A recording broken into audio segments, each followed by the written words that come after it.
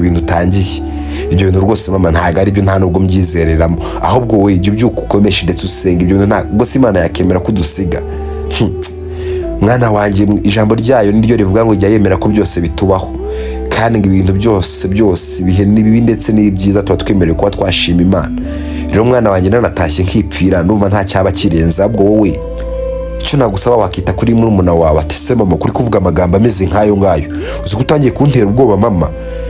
Hoya rwose mwana wanjye nivugiraga, rega kandi ujye umenya ko muri iyi si twese turi abashitsi mwana wanjye. Rero mba nkeneye kugira ngo nanaguteguze, kugira ngo ujye umenya ko witwara, ubane n'abantu neza, ubane n'abantu amahoro.